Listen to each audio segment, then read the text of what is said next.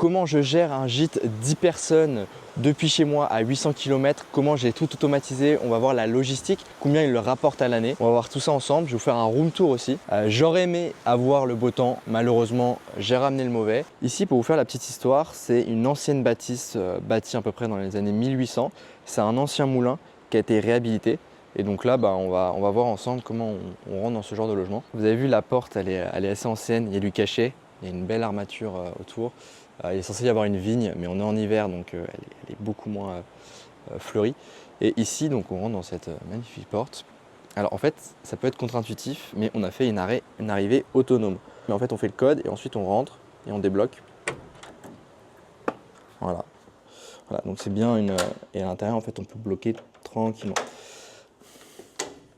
On a fait un truc aussi au niveau des travaux. C'était du verre, on a mis du plexi.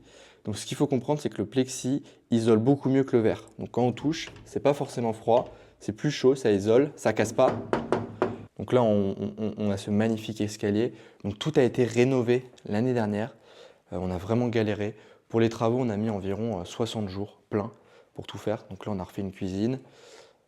Voilà. À la fin de la vidéo, je vais vous montrer combien rapporte ce logement. Donc là, on a cette belle cuisine qu'on peut voir. C'est plutôt intéressant. Siège bébé, hop. Donc là on a tout ce qui est ustensiles, hop. Donc là, on a essayé vraiment d'équiper un max. Plus un logement est équipé, plus il a de chances de plaire et que les voyageurs passent un meilleur séjour. Donc en fait, il faut le voir comme un investissement. Donc tout ce que vous mettez en place, il faut équiper à fond la cuisine. Moi j'ai des checklists où en fait j'ai tous les ustensiles parce qu'en fait j'ai fait classement touriste pour plusieurs logements et en fait ils m'ont dit toutes les listes. J'ai tout mis en place et donc ça va augmenter vos avis 5 étoiles, ça va augmenter la valeur perçue, le confort, bref, il faut le voir comme un investissement. Donc voilà la cuisine. Voilà la cuisine, cafetière classique, blinders, grippin, bouilloire, nous on a des raclettes, enfin bref. Donc là on va aller voir le salon. Donc là on a un bon salon, on a une belle hauteur sous plafond. Moi j'aime beaucoup ce plancher, ça a beaucoup de cachet. Et franchement quand on arrive dans les Pyrénées, ce genre de logement ça plaît vraiment beaucoup. Je suis vraiment désolé qu'il n'y ait pas le soleil, ça rend vraiment bien. Mais voilà avec la petite télé ici. Je vous montrerai ici, c'est la partie bureau et après la partie buanderie. Je vais vous montrer après la logistique. Enfin ici je mets toutes les informations. Je vous cache parce qu'il y a mon numéro de téléphone, je mets toutes les informations. Ça simplifie vraiment, ça met de la sécurité, les locataires apprécient. Donc là, on va voir l'escalier, qui est vraiment sympa.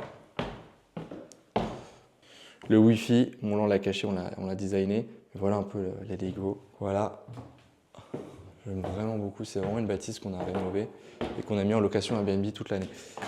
Regardez-moi cette vue. Il commence à y avoir du brouillard. Et ils ont un petit balcon ici, pour la petite vue, ceux qui veulent prendre leur café. Et on est censé avoir une vue sur une chaîne de montagne, mais juste vous montrer. Voilà, c'est assez incroyable. Donc on a plusieurs chambres, une à thème, voilà. Il y a une salle de bain là-bas, la chambre noire. Et en fait, on les a numérotées. On a 5 chambres. C'est beaucoup plus simple de les numéroter parce qu'en fait, les locataires, ils disent t'es dans quelle chambre. Je suis dans la chambre numéro 2, numéro 3, numéro 4, etc. Donc là, on a la terracotta. Voilà. Hop. Donc nous, on fournit le linge de maison. Drap blanc parce que ça plaît à la masse. Et au moins, vous ne prenez pas de risque pour les lavages. 100% coton, satin de coton, 400 fils. Essayez d'avoir de la qualité, il faut vraiment le voir comme un investissement. Donc ici on a 2 pièces, donc là on a les toilettes, bon, après classique, je vous montre, voilà.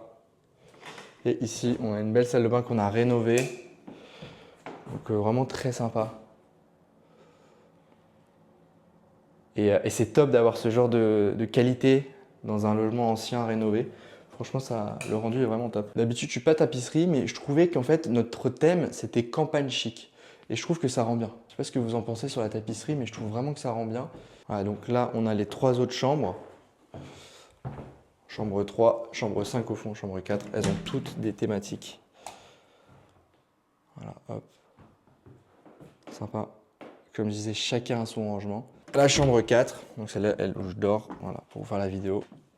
C'est celle où je dors, voilà, j'ai dû louer le logement là pour pouvoir tourner cette vidéo. Et là on se dit mais comment est-ce que tu fais pour pouvoir profiter du logement tout en louant l'année? Pour pouvoir louer l'année, en fait il faut que vous ayez un contrat avec une conciergerie en exclusivité et il faut montrer que vous ne jouissez pas du bien. Que si vous voulez louer vos logements à vous, il va falloir payer la taxe de séjour. Et nous, on paye la taxe de séjour pour séjourner là-dedans. Et donc, à chaque fois qu'on y va, on paye la taxe de séjour. On montre à l'État en fait qu'on ne jouit pas du bien officiellement, mais par contre, si on veut séjourner dedans, on est obligé de payer une taxe.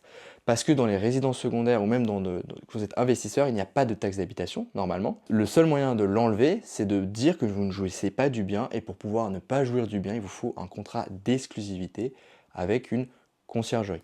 Alors ici, on a la dernière chambre. Donc là, nous avons un petit bureau. Hop, pour travailler, toujours sympa.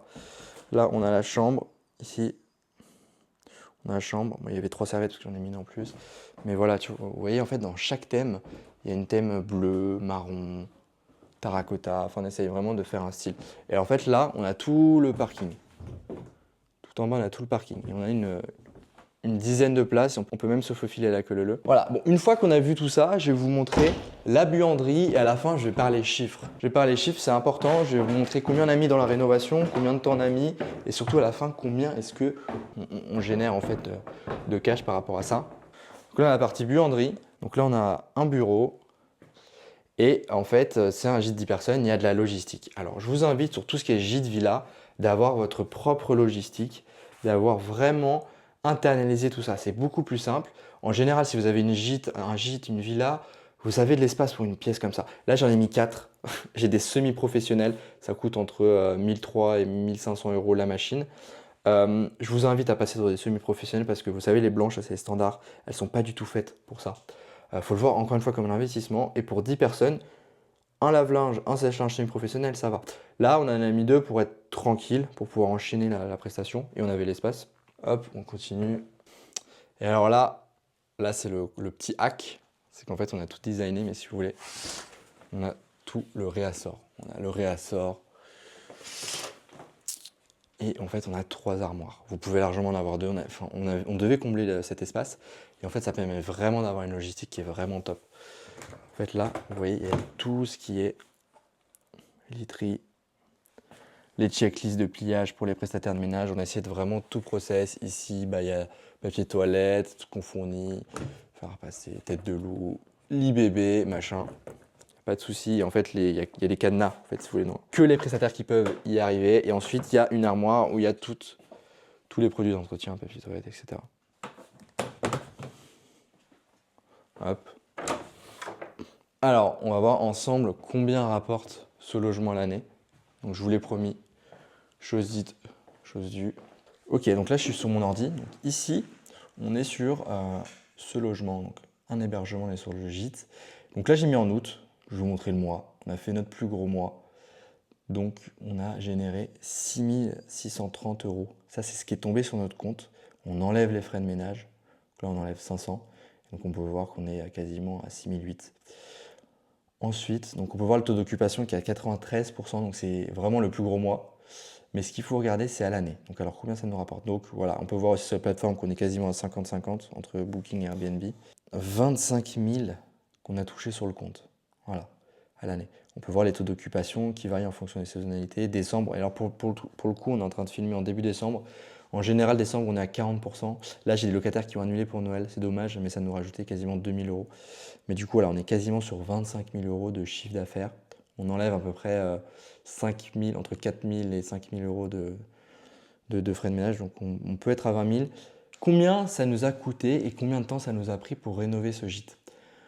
Ce gîte, on a mis à peu près 30 000 € pour rénover l'entièreté du gîte. Alors, pour le coup, pour la rénovation, c'est pas beaucoup. On parle quand même d'un gîte de 150 mètres carrés, 5 chambres.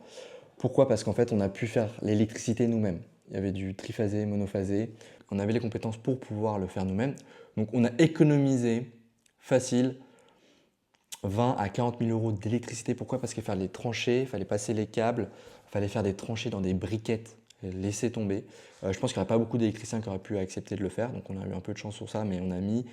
voilà, il fallait refaire toute la cuisine ici, là.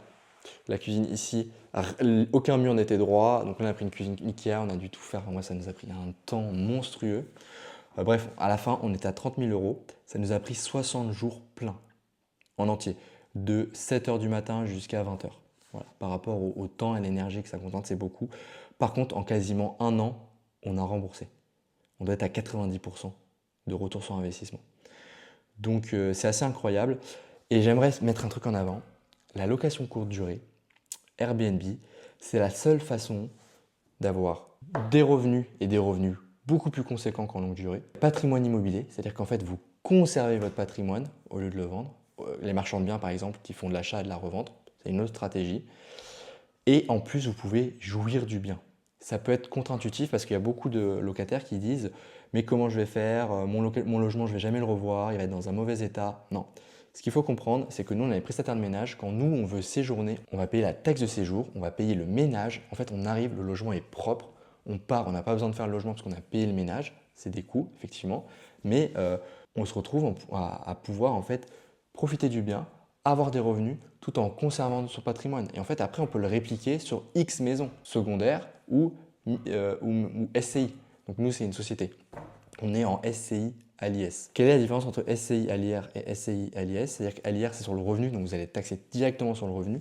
Nous, on ne se verse pas des revenus, on se verse des dividendes.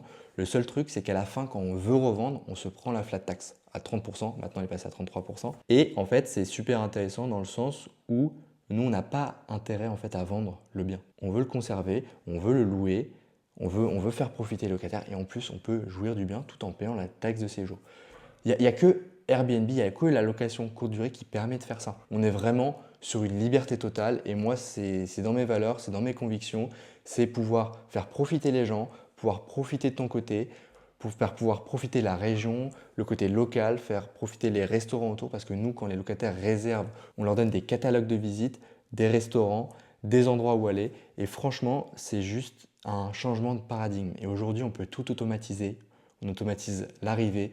J'ai recruté, j'ai internalisé la logistique et en fait, on peut le répliquer sur des villas 10, 15 personnes, sur des gîtes qui sont rénovés, une petite pièce, une buanderie, ça peut se faire. Merci beaucoup d'avoir suivi cette vidéo. N'hésitez pas à liker, n'hésitez pas à commenter, n'hésitez pas à mettre dans les commentaires gîte, rénovation. Ça va soutenir la vidéo, ça va soutenir la chaîne, ça va référencer, ça va pouvoir faire profiter à des propriétaires qui ne savent pas forcément comment faire pour louer leur logement. Et je pense que ça peut vraiment aider une partie de vous et de la communauté qui souhaitent mettre leur logement, leur gîte. Pour vous dire, je suis à 800 km. J'arrive à gérer à 800 km. Voilà, ça me prend peut-être 30 minutes par semaine. J'ai tout automatisé. Donc merci beaucoup de votre soutien et merci beaucoup de votre attention. Bye.